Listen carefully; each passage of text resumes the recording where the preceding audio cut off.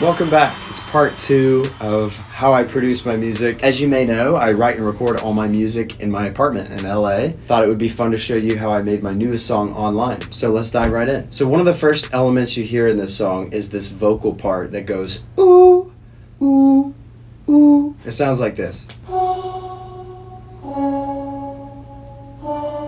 I recorded several iterations of me singing that. I duplicated some of those layers and pitched them up, pitched some down an octave, added a lot of reverb, some distortion. When I start sketching a song idea out, I usually start with drums. I drop some drum samples in. You'll see 2 kicks, a snare group track, hi-hats, and percussion.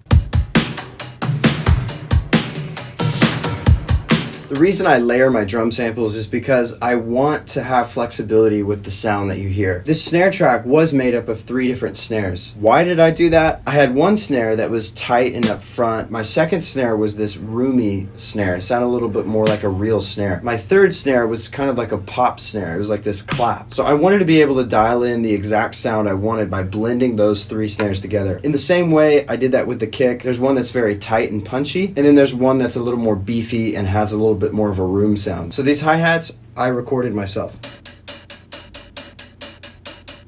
This percussion track was made up of probably 30 to 40 different percussion layers.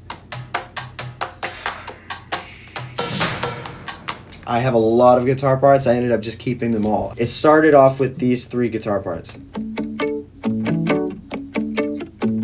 And then because 3 guitars wasn't enough, I added probably 5 or 6 more.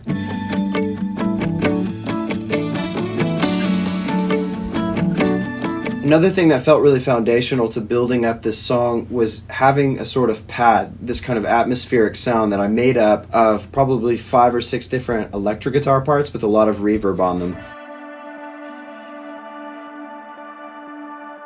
And then on top of that, I layered this vocal synth part that I did by recording a few layers of me singing a couple of notes in the key to create this chord sound. When I started this song, I had a really strong verse, melody, and lyrics prepared, but I couldn't really figure out for a while what I wanted the chorus to be and how I wanted to best complement the verse part. One of the major elements that helped me figure out where to go in the chorus was this Juno synth, which came from the Tal Juno plugin that I love so much. This instantly brought on an 80s vibe that I knew I wanted to lean into, but didn't really know how to do until I got to the chorus. I knew I wanted the chorus to be really energetic and guitar driven, so I had these complementing melodies coming from the electric guitar and the bass. So I recorded my Bad Cat amp with an SM57, really basic, and did 2 iterations of that. One that I panned left and one right. This is what that sounds like. The bass was super important, which I recorded direct input, which means I plugged it directly into my computer, my interface. I like to have instrumentation that brings on its own melodic aspects that carry the song forward. I wanted the electric guitar and the bass to do that same thing. Another one of the main melodies that you're hearing in the chorus comes from this synth part, also a Juno, along with a bell, and it's layered and it sounds like this. And then finally, there's this third melody from the instrumentation, which is this like vocal synth thing. I'd love to say it was me singing it, but it's this massive preset. And now for the vocal. The vocal is probably the hardest thing to dial in, especially with pop music. You have this vibe that you've created with all the effects that you've added from synths, guitars, and then when you try to record a vocal on top of it, it's naturally very plain. You have to be very decisive on what effects you want to add to make it complement the rest of the song. This is what the lead vocal sounds like with all effects on. You can catch me when I'm online. You can catch me when I'm online.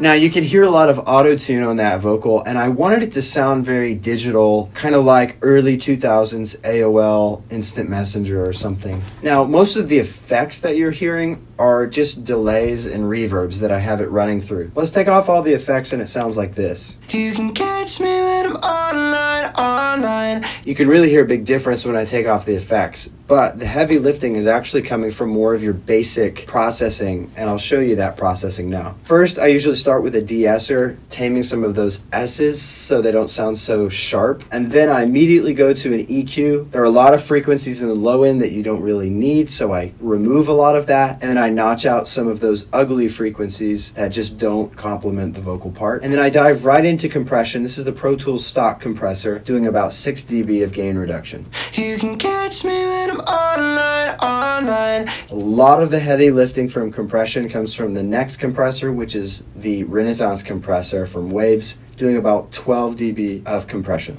You can catch me when I'm online, online. And then after those two compressors, I have another compressor. I like to add different layers of compression so that I don't have just one compressor doing all the heavy lifting. I like to get a little bit of character from each compressor that's doing a little bit. In this case, each of these compressors is really doing a lot. I chose the LA2A. It's very smooth. It kind of adds this butter that I really like. You can catch me when I'm online, online. You can catch me when I'm online. In the same way as having several compressors, I like to have multiple EQs. I have it going through the SSL EQ to add some sizzle around 9K. And I rolled off a lot of low end to begin with, so I wanted to bring some of that back with the Pultec EQ, boosting around 3.5 dB at 100 Hertz. After that, I'm going through a multi-band compressor to really tame some of those different frequency sections. And then I'm ending the vocal processing on this lead with a vocal doubler from Waves, which really gives it this 80s vibe. Then I like to add some delay throws to add some different color and vibe. Throughout a majority of this song, there's a vocoder that's actually creating this bed of sound underneath the lead vocal that you don't really hear, but it kind of creates this synthy sound from the vocal. You can catch me when I'm online, online. You can catch me when I'm online. I like to have a lot of layers of harmonies, and in this case, I wanted them to sound a little bit like a crowd. So I stood across the room from the microphone and shouted. You can catch me when I'm online, online. You can catch me when I'm online. Later on, I introduced this refrain section from this other group of vocals that I added. Ooh, baby, yeah. You can hear that I'm using a lot of reverb, distortion, some delay, and an LFO to kind of create that sound.